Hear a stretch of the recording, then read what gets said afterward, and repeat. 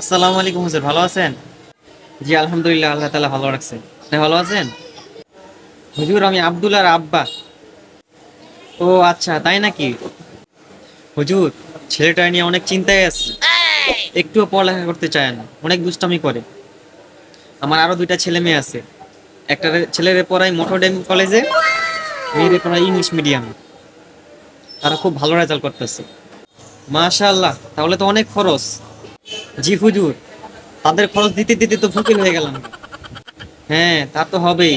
কত বড় প্রতিষ্ঠান, দেখতে হবে না? কিন্তু ছেলেটার রেজাল্টও খারাপ, মাথার ব্রেনও খারাপ, তাই মাথায় দিয়ে দিচ্ছি। আচ্ছা হুজুর, এবার কাজের কথায় আসি। আচ্ছা, আমার ছেলে আব্দুল্লাহ এবার তো ক্লাস 6-এ উঠবে। জি। আপনারা নাকি ভর্তির জন্য 1,000 টাকা করে নিতেছেন? জি। হুজুর, 1,000 টাকা তো বেশি হয়ে যায়। আমাদের বাসার সামনে একটা মাদ্রাসা আছে, সেখানে মাত্র 500 টাকা করে নিতেছে। তো আমরা কি করতে পারি? আপনি এক কাজ করেন, আমার ছেলে ভর্তির জন্য 500 টাকা রাখেন।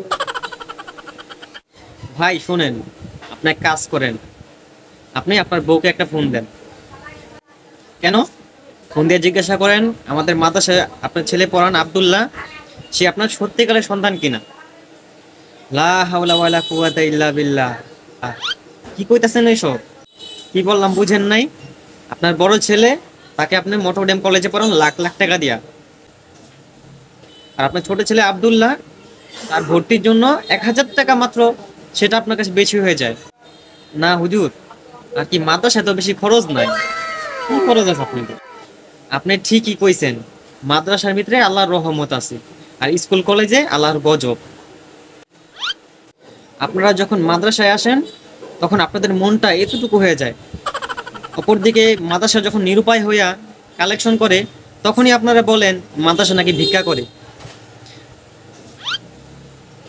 পারলে স্কুল কলেজ কিংবা ইংলিশ মিডিয়ামের সামনে যে এমন করেন, গেটের ভিতরে ঢুকতে দেবো না আমি। Follow for more.